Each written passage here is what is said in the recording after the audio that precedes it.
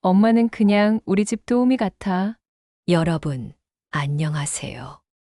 68살 정옥순이라고 합니다.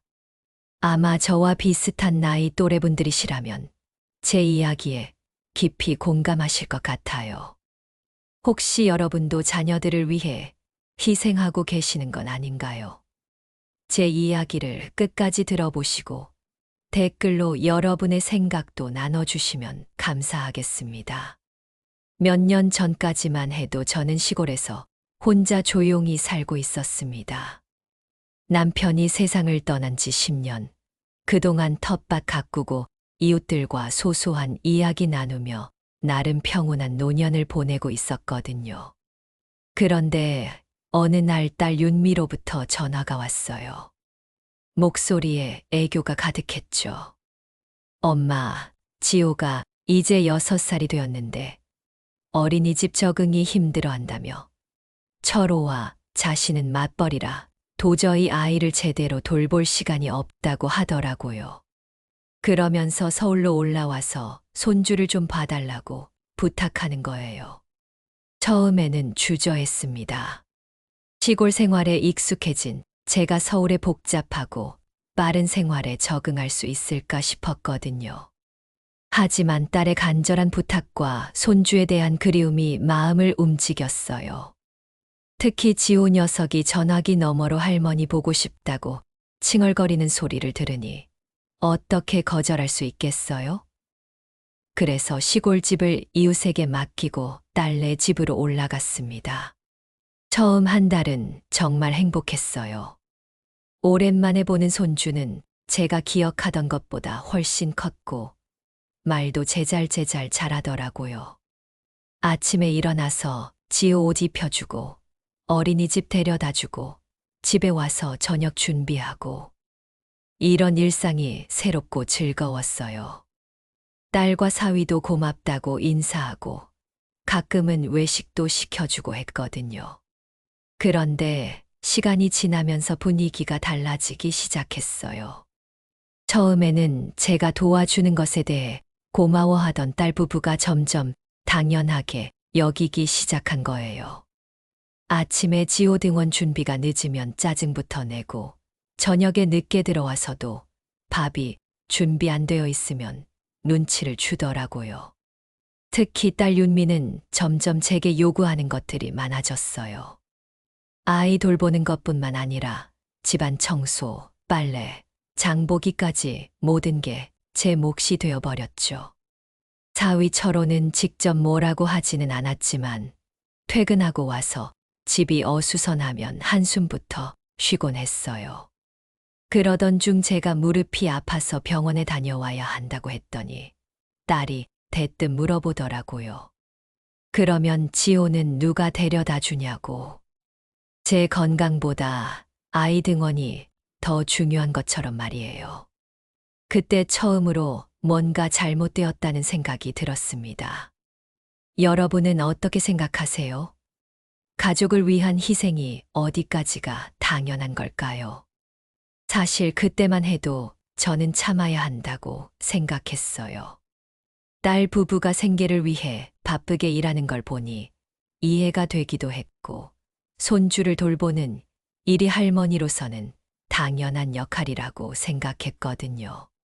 하지만 마음 한구석에는 서운함이 자리 잡기 시작했어요. 어느 날은 제가 감기에 걸려서 몸이 너무 힘들었는데 그날도 어김없이 지호 등원 준비를 해야 했어요. 딸에게 오늘은 좀 힘드니까 직접 데려다 줄 수 있냐고 물었더니 중요한 회의가 있어서 못한다며 짜증을 내더라고요. 그러면서 하는 말이 엄마가 있으니까 우리는 안심하고 회사 일에 집중할 수 있다는 거예요. 그 말을 들으면서 묘한 기분이 들었어요. 고마움의 표현인지 아니면 그냥 당연하게 여기는 건지 구분이 안 되더라고요. 점점 제가 이 집에서 어떤 존재인지 의문스러워지기 시작했습니다. 그런 일들이 반복되면서 저는 서서히 지쳐갔어요. 시골에서는 제가 주인이었는데 여기서는 마치 남의 집살이하는 기분이었거든요. 물론 손주와 함께하는 시간은 여전히 소중했지만 그것만으로 모든 걸 참기에는 마음의 상처가 너무 깊어지고 있었어요. 여러분도 혹시 비슷한 경험 있으신가요? 자식을 위해서라면 뭐든 해주고 싶은 게 부모 마음이지만 그것이 당연하게 여겨질 때의 그 서운한 말이에요. 그런데 바로 그때 제 인생을 완전히 바꿔놓을 사건이 일어났습니다. 그날은 평소와 다름없는 저녁이었어요. 지호를 어린이집에서 데려와서 간식 주고 저녁 준비하고 빨래 개키고 하다 보니 어느덧 7시가 넘어 있었죠. 딸 부부가 퇴근해서 들어오니까 저는 얼른 상을 차렸어요. 요즘 젊은 사람들은 워낙 바쁘니까 따뜻한 밥이라도 제때 차려줘야겠다 싶어서 말이에요. 식사를 하면서 딸 윤미가 직장 이야기를 하더라고요. 승진 기회가 생겼는데 야근이 더 많아질 것 같다면서 그래도 엄마가 있으니 든든하다고 하더군요. 그때까지만 해도 저는 딸이 고마워하는구나 싶어서 기분이 좋았어요. 그런데 문제는 그 다음이었습니다. 사위 철호가 지호에게 숙제 검사를 해주면서 이런 말을 하더라고요. 할머니가 매일 봐주시니까 네가 참 편하겠다. 그러자 지호가 순진하게 대답했어요. 응, 할머니는 우리 집 도움이야. 순간 가슴이 멎는 줄 알았어요. 그런데 더 충격적인 건 딸의 반응이었습니다. 지호의 말을 듣고 크게 웃으면서 이렇게 말하더라고요. 맞아. 엄마는 그냥 우리 집 도우미 같아. 손주도 보고, 집도 관리해주고, 정말 든든해. 여러분, 그 순간 제 기분이 어땠을지 상상이 되시나요? 마치 머리를 둔기로 맞은 것 같았어요. 68년을 살아오면서 이렇게 모멸감을 느껴본 적이 없었거든요. 딸을 낳아 기르고 대학까지 보내고 결혼까지 시켜놓았는데 이제 와서 도우미 취급을 받다니. 저는 그 자리에서 아무 말도 할 수 없었어요. 목구멍까지 올라온 말들을 꾹 눌러 삼켰죠. 내가 너희 도우미냐? 내가 월급 받고 일하는 사람이냐? 이런 말들이 혀끝까지 올라왔지만 손주 앞에서 싸우고 싶지 않았거든요. 사위 철호는 제 표정이 굳어진 걸 봤는지 어색하게 웃으면서 말했어요. 장모님이 없으면 우리 생활이 정말 안 돌아가요. 그런데 그 말도 고마움이 아니라 의존을 당연시하는 투조였어요. 마치 제가 이 집의 필수품이라도 되는 양 말이죠. 그날 밤 잠이 오지 않았어요. 침대에 누워서 천장만 바라보며 생각했죠. 언제부터 이렇게 된 걸까? 언제부터 저는 딸에게 엄마가 아닌 도우미가 되어버린 걸까? 생각해보니 시골에 살 때는 달랐어요. 비록 혼자 살았지만 동네 사람들은 저를 옥순이네, 정서방댁이라고 부르며 한 사람의 주체로 인정해 줬거든요. 부녀회에서도 목소리를 내고 이웃집 잔치에서도 제 의견을 물어보고. 그런데 여기서는 그냥 아이 돌보고 집안일 하는 사람일 뿐이었어요. 며칠이 지나도 그 말이 가슴에서 지워지지 않았어요. 특히 아침에 지호를 어린이집에 데려다 주고 혼자 집에 있을 때면 더욱 그랬죠. 젊은 엄마들은 모두 바쁘게 출근하고 저 혼자만 느릿느릿 걸어서 집으로 돌아가는 모습이 마치 남의 집살이하는 머슴 같아 보였어요. 그런 생각을 하다 보니 갑자기 어머니 생각이 났어요. 돌아가신 어머니도 제가 어릴 때 친정어머니 댁에서 손자 돌본 적이 있었거든요. 그때 어머니가 종종 한숨을 쉬시던 모습이 떠올랐어요. 어린 마음에는 왜 할머니가 슬퍼하시는지 몰랐는데 이제야 그 마음을 알 것 같았어요. 어머니는 평생 남편과 자식들을 위해 희생하시고 마지막에는 손자까지 돌보시다가 돌아가셨죠. 한 번도 당신 자신을 위해 살아본 적이 없었을 거예요. 저도 그런 길을 걷고 있는 건 아닌가 싶어서 무서웠어요. 그러던 어느 날 마트에서 장을 보고 있는데 옆에서 비슷한 나이 또래 분이 전화 통화를 하고 있었어요. 딸아, 엄마는 도우미가 아니야. 나도 내 인생이 있어. 그 목소리에는 단호함이 있었어요. 저는 그분의 모습을 부러운 눈으로 바라봤죠. 집에 돌아와서도 그분의 말이 계속 맴돌았어요. 나도 내 인생이 있어. 정말 그런데 저는 언제부터 제 인생을 포기하고 살게 된 걸까요? 시골집에서 기르던 강아지도, 매주 모이던 노인회도, 가끔 가던 온천 여행도 모두 포기하고 여기 왔는데 그 대가가 도우미 취급이라니. 여러분도 저처럼 자식들을 위해 많은 걸 포기하고 계시죠. 그런데 그 희생이 당연하게 여겨질 때에 그 허무함 정말 말로 표현할 수 없어요. 특히 우리 세대는 평생 남을 위해 살아왔잖아요. 젊어서는 부모님 뒷바라지, 결혼해서는 남편과 시부모, 아이들 키우고, 이제 나이 들어서는 손자까지. 과연 언제쯤 저를 위한 시간이 올까요? 그날 밤 거울을 보면서 깨달았어요. 언제부터인가 제 표정에서 생기가 사라져 있더라고요. 시골에서는 비록 혼자 살았지만 눈에 활력이 있었는데 지금은 그냥 피곤한 할머니의 얼굴이었어요. 그때 문득 방 한 구석에 놓여 있던 오래된 서류, 가방이 눈에 들어왔어요. 거기에는 제가 아직 꺼내보지 않은 중요한 서류들이 있었죠. 그 순간 마음속에서 뭔가가 꿈틀거리기 시작했어요. 그 일이 있고 며칠 뒤 제가 몸살에 걸렸어요. 아마도 마음의 상처가 몸으로 온 것 같았어요. 우리 나이가 되면 스트레스가 바로 몸에 나타나잖아요. 열은 38도까지 올랐고 온몸이 욱신거리고 기운이 하나도 없었죠. 그날 아침 평소보다 늦게 일어난 저를 보고 딸이 방문을 두드렸어요.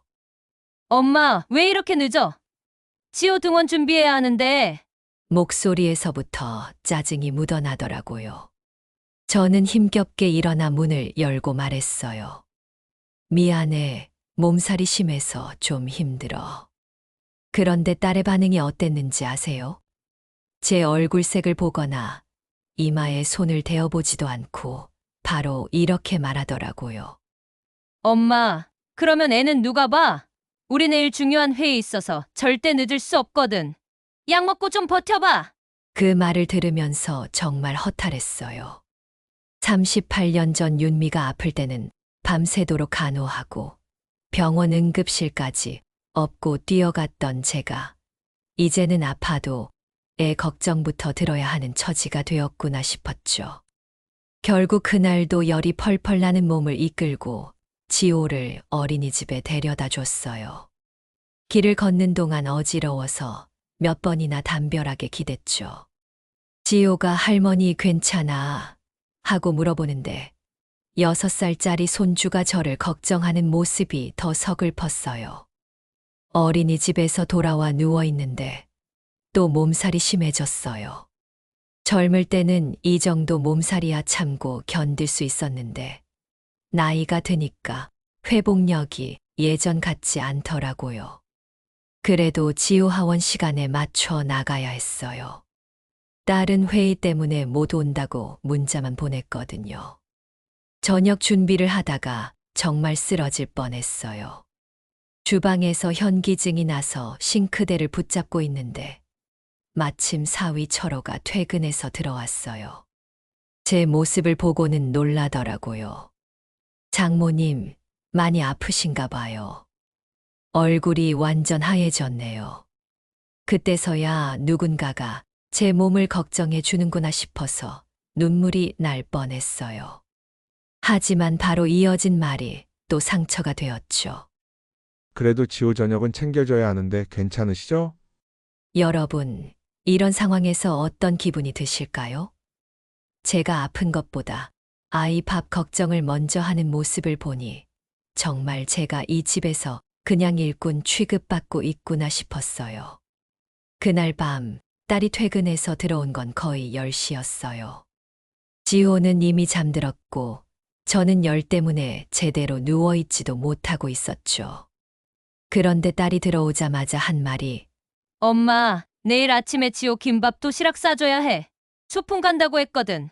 정말 기가 막혔어요.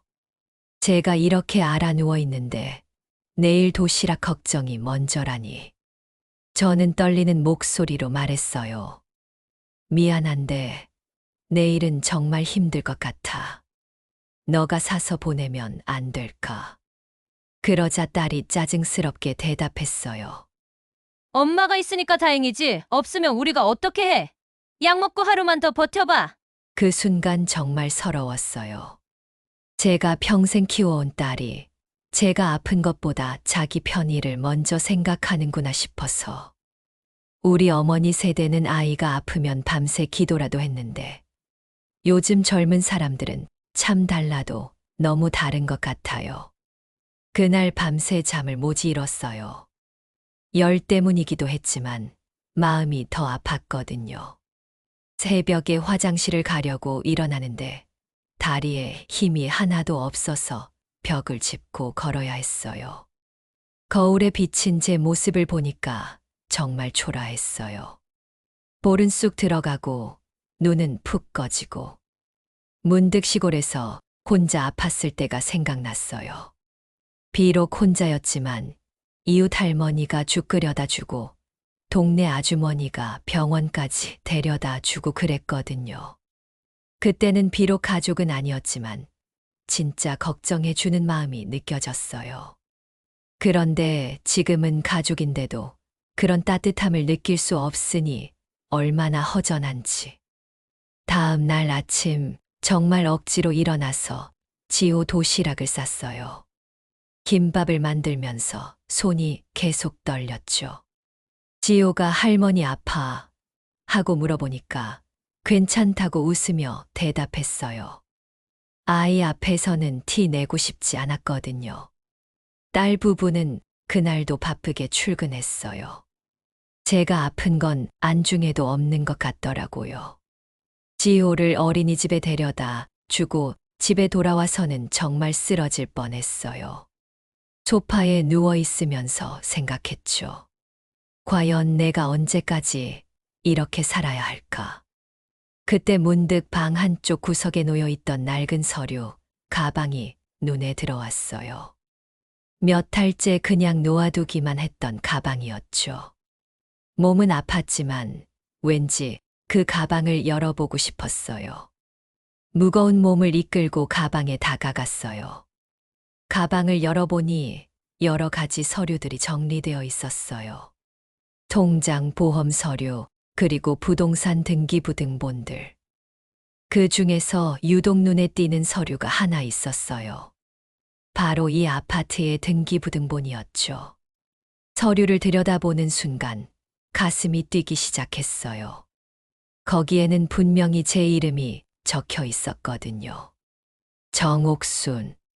소유자란에 또렷하게 쓰여진 제 이름을 보면서 갑자기 모든 기억이 되살아났어요. 몇 년 전 윤미가 결혼할 때 사위 집안 형편이 어려워서 신혼집을 구하지 못했던 일. 그래서 제가 평생 모아둔 적금을 모두 털어서 이 아파트를 사준 일. 그때는 딸이 행복하게 살기를 바라는 마음뿐이었는데 지금 생각해보니 제 이름으로 등기해 둔 게 천만다행이었어요. 서류를 보면서 생각이 복잡해졌어요. 제가 이 집의 진짜 주인인데 왜 이렇게 눈치를 보며 살아야 하지? 제가 도우미가 아니라 이 집의 소유자인데 왜 이런 대접을 받아야 하지? 그날 오후 몸살은 여전했지만 마음 한쪽에서는 뭔가 새로운 감정이 꿈틀거리기 시작했어요. 분노라고 해야 할까요? 아니면 자각이라고 해야 할까요? 지금까지 너무 순하게만 살았구나 싶었어요. 저녁에 딸 부부가 들어와서도 제가 어떤지 묻지 않더라고요. 그냥 지호만 잘 지냈는지 확인하고 끝이었어요. 그 모습을 보면서 확신했어요. 이 사람들에게 저는 정말 그냥 도우미일 뿐이구나. 그날 밤 서류를 다시 한번 꼼꼼히 살펴봤어요. 그리고 마음속으로 다짐했죠. 이제는 뭔가 달라져야겠다고. 며칠이 지나 몸살은 나았지만 마음의 상처는 더 깊어졌어요. 특히 그 서류를 발견한 후로는 하루하루가 다르게 느껴졌죠. 제가 이 집의 진짜 주인이라는 사실을 알고 나니 딸 부부의 행동 하나하나가 더욱 눈에 거슬렸어요. 결정적인 사건은 지호가 감기에 걸렸을 때 일어났어요. 어린이집에서 연락이 와서 아이가 열이 난다며 데려가라고 했죠. 딸한테 전화했더니 중요한 프레젠테이션이 있어서 못 온다고 하더라고요. 사위도 마찬가지였고요.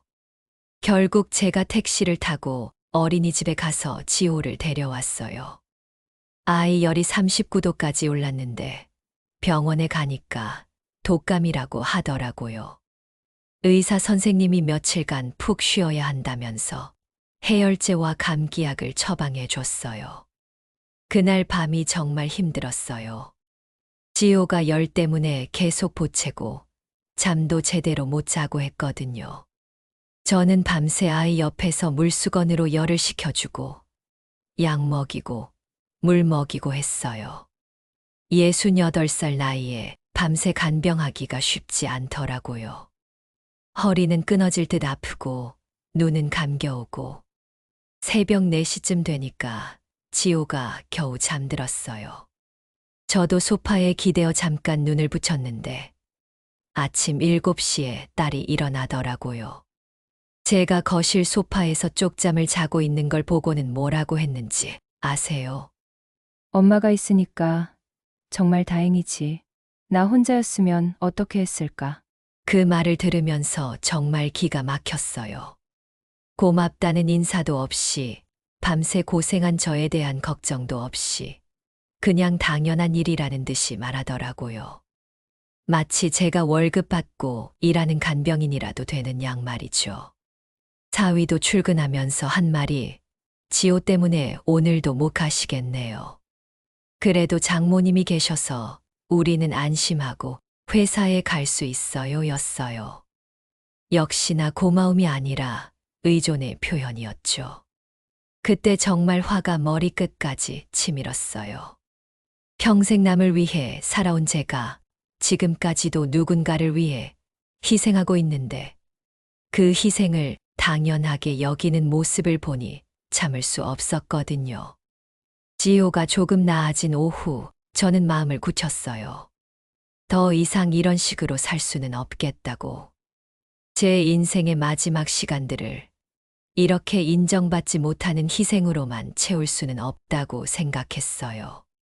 그날 저녁 딸 부부가 퇴근해서 들어왔을 때 저는 준비하고 있던 말을 꺼냈어요. 평소보다 조용한 목소리였지만 단호했죠. 윤미야, 철호야. 할 말이 있어. 두 사람이 의아한 표정으로 제게 시선을 모았어요. 저는 숨을 깊게 들이쉬고 천천히 말했어요. 이 아파트 내가 팔기로 했어. 나도 이제 내 삶을 살 거다. 순간 거실이 정적에 휩싸였어요. 딸과 사위의 얼굴이 하얗게 질리는 게 보였죠. 딸이 어리둥절한 표정으로 물었어요. 엄마, 무슨 소리야? 이게 우리 집인데. 저는 침착하게 대답했어요. 아니야, 이 집은 너네 결혼할 때 형편이 안 됐어. 내가 평생 모은 돈으로 사준 집이야. 그제서야 두 사람이 상황을 이해하기 시작하더라고요. 사위 철호가 당황스러운 목소리로 말했어요. 장모님, 저희가 뭘 잘못했나요? 갑자기 왜 이러세요? 저는 지금까지 쌓여있던 마음을 차근차근 털어놨어요. 잘못한 게 뭔지 모르겠다고, 나를 도우미 취급하고, 내가 아파도 아이 걱정만 하고, 내 희생을 당연하게 여기는 게 잘못이 아니라고? 딸이 울음을 터뜨리기 시작했어요. 엄마, 미안해. 우리가 너무했어. 다시는 그러지 않을게. 제발 집 팔지 마. 하지만 저는 마음을 바꿀 생각이 없었어요. 이미 부동산에 연락해서 시세도 알아봤거든요. 요즘 집값이 많이 올라서 처음 산 값의 2배가 넘더라고요. 너희가 진심으로 뉘우친다면 좋겠지만 이미 늦었어. 나는 68살이야. 남은 시간이 많지 않아. 그 시간을 내가 원하는 방식으로 살고 싶어. 사위가 무릎을 꿇더라고요. 장모님, 정말 죄송합니다. 저희가 철이 없었어요. 기회를 한 번만 더 주세요.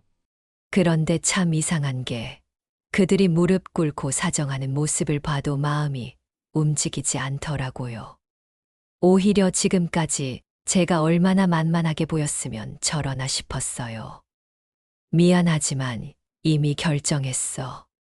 다음 주에 부동산에 매물로 내놓을 거야. 그날 밤은 정말 난리였어요. 딸은 계속 울면서 매달렸고 사위는 어떻게든 마음을 돌려보려고 온갖 말을 다 했어요. 하지만 저는 흔들리지 않았어요. 오히려 속이 시원했어요. 지금까지 속에 쌓여있던 모든 것들을 다 토해낸 기분이었거든요. 평생 참고 살았던 저에게는 이런 당당함이 낯설면서도 짜릿했어요. 다음 날부터 본격적으로 집 정리를 시작했어요. 부동산 중개업소 몇 군데를 돌아다니며 시세도 확인하고 매물 등록도 했어요. 중개사가 이 아파트가 인기 있는 단지라면서 금세 팔릴 거라고 하더라고요. 딸 부부는 며칠 더 사정해봤지만 제 결심이 바뀌지 않는다는 걸 알고는 포기하는 듯 했어요. 대신 새 집을 구하기 위해 분주히 움직이기 시작했죠. 그 모습을 보면서 생각했어요. 사람은 정말 절실해져야 움직이는구나. 그동안 제가 모든 걸 해줬으니까 편안하게 있었던 거였구나. 지호만이 걱정이었어요. 할머니가 없어지는 걸 이해하지 못해서 자꾸 물어보더라고요. 할머니, 왜 집 팔아? 우리 같이 살면 안 돼. 그런 말을 들을 때마다 마음이 아팠지만 그래도 결심을 바꿀 수는 없었어요. 부동산 중개사가 말한 대로 집은 일주일 만에 계약이 성사됐어요. 젊은 신혼부부가 사겠다고 하더라고요. 계약금을 받는 날, 제 통장에 큰 돈이 들어오는 걸 보니 실감이 났어요. 이제 정말 새로운 인생이 시작되는구나. 집이 팔리고 한 달 후, 저는 경기도의 작은 전원마을에 있는 단층 집으로 이사했어요. 마당에는 텃밭을 만들 수 있고 앞마당에서는 멀리 산이 보이는 조용한 곳이었죠. 집값은 서울 아파트의 3분의 1 정도밖에 안 되었지만 제게는 그 어떤 곳보다 소중한 공간이었어요. 이사하기 전에 지호를 위한 교육비를 따로 적립해뒀어요. 아이에게는 죄가 없으니까요. 대학 갈 때까지 쓸 수 있을 만큼의 돈을 저축해서 딸에게 전해줬죠. 이건 지호 몫이야. 할머니가 미안하다고 전해줘라고 말하면서요. 딸과 사위는 결국 경기도 외곽의 작은 아파트를 얻었어요. 전세자금 대출을 받고 생활비도 빠듯해졌지만 어쩔 수 없는 일이었죠. 처음에는 원망스럽다는 눈빛을 보냈지만 시간이 지나면서 점점 달라지더라고요. 이사한 지 2달쯤 되었을 때 딸이 찾아왔어요. 처음에는 어색했지만 앉아서 이야기를 나누다 보니 예전과는 다른 모습을 보였어요. 자기들이 얼마나 제게 의존하고 있었는지, 그리고 제 희생을 얼마나 당연하게 여겼는지 깨달았다고 하더라고요. 엄마, 정말 죄송해요. 그동안 너무 철없이 굴었어요. 엄마도 엄마만의 인생이 있는데 저희가 그걸 빼앗았네요. 딸의 진심 어린 사과를 듣고 나서야 조금씩 마음이 풀렸어요. 하지만 다시 함께 살자는 제안은 단호히 거절했죠. 미안한 마음이 진짜라면 고마워. 하지만 나는 이제 내 방식대로 살 거야. 너희도 이제 진짜 독립해서 살아봐. 그 후로 딸 부부의 태도가 확실히 달라졌어요. 지호 돌봄도 직접 해결하고 집안일도 나눠서 하고 무엇보다 제게 찾아올 때는 손님 대접을 해주더라고요. 예전처럼 당연하게 여기는 태도는 완전히 사라졌어요. 새 집에서의 생활은 정말 평화로웠어요.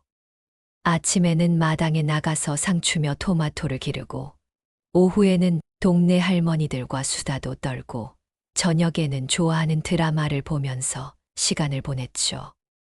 누군가를 위해 시간을 쓰는 게 아니라 순전히 제가 하고 싶은 일만 하는 거예요. 특히 마음에 드는 건 동네 할머니들과의 관계였어요. 여기서는 제가 정할머니로 불리면서 한 사람으로서 존중받았거든요. 누구의 엄마도 누구의 장모도 아닌 그냥 정옥순이라는 한 사람으로 인정받는 기분이 얼마나 좋은지 몰라요. 동네에서 반찬 나눠 먹고 함께 시장도 가고 가끔은 온천 여행도 다녀오고 이런 게 진짜 노년의 행복이구나 싶었어요. 누군가를 위해 희생하는 삶이 아니라 제가 진짜 원하는 일들을 하면서 사는 거죠. 몇 달 전에는 딸 가족이 모두 찾아왔어요. 지호가 할머니 보고 싶다고 해서 왔다고 하더라고요. 아이를 보니 반가웠지만 예전처럼 제가 모든 걸 해줘야 한다는 부담감은 없었어요. 손님으로 와서 하루 놀다 가는 거니까요. 지호가 마당에서 뛰어놀면서 할머니 집이 정말 좋아 라고 하더라고요. 그런 모습을 보니 뿌듯했어요. 아이에게도 좋은 기억을 만들어 줄 수 있구나 싶어서요. 그날 저녁 식사를 하면서 사위 철호가 조심스럽게 말했어요. 장모님, 저희가 그동안 정말 철이 없었어요. 이제서야 장모님이 왜 그런 결정을 하셨는지 이해가 돼요. 앞으로는 저희끼리 잘 살아갈 테니까 걱정 마세요. 그 말을 들으니 정말 기분이 좋았어요. 제 선택이 옳았다는 확신이 들었거든요. 요즘은 새로운 취미도 생겼어요. 동네 노인회에서 하는 서에 강좌에 나가고 있거든요. 젊을 때는 바빠서 못했던 일들을 하나씩 해보고 있어요. 붓으로 글씨 쓰는 재미가 이렇게 쏠쏠한지 몰랐어요.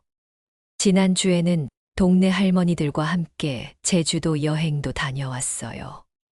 60대 후반의 나이에 친구들과 떠나는 여행이라니 상상도 못했던 일이죠.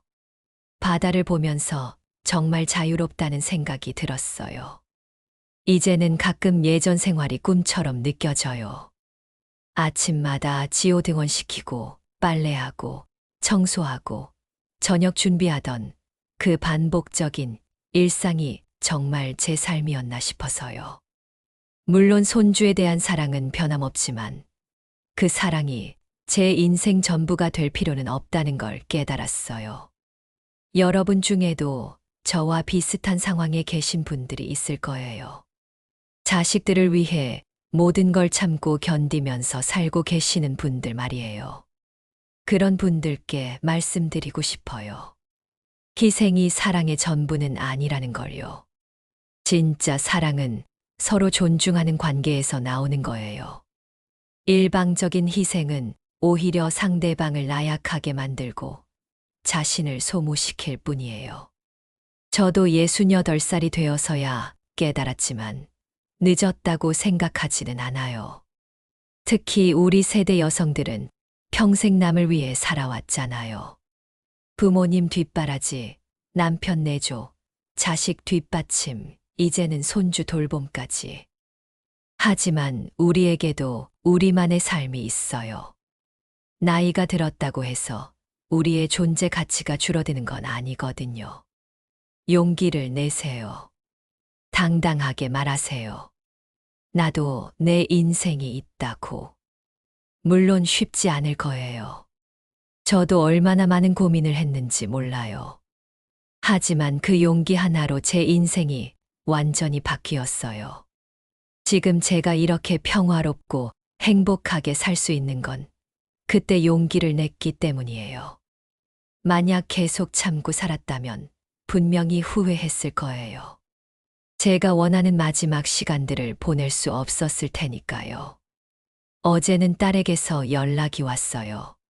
지호가 할머니 그림을 그렸다면서 사진을 보내줬더라고요. 마당에서 꽃 가꾸고 있는 할머니를 그린 그림이었어요. 그 그림을 보니 정말 뭉클했어요. 아이에게도 행복한 할머니로 기억되고 있구나 싶어서요. 이제는 딸도, 사위도, 그리고 손주도 모두 건강하게 잘 지내고 있어요. 오히려 예전보다 더 단단해진 것 같아요. 제가 모든 걸 해줄 때는 의존적이었는데, 이제는 스스로 해결하는 능력이 생겼거든요. 저는 지금 정말 행복해요. 68년을 살아오면서 이렇게 제 자신을 위해 살아본 적이 없었는데, 이제서야 진짜 제 모습을 찾은 것 같아요. 누군가의 그림자가 아닌 정옥순이라는 한 사람으로 말이에요.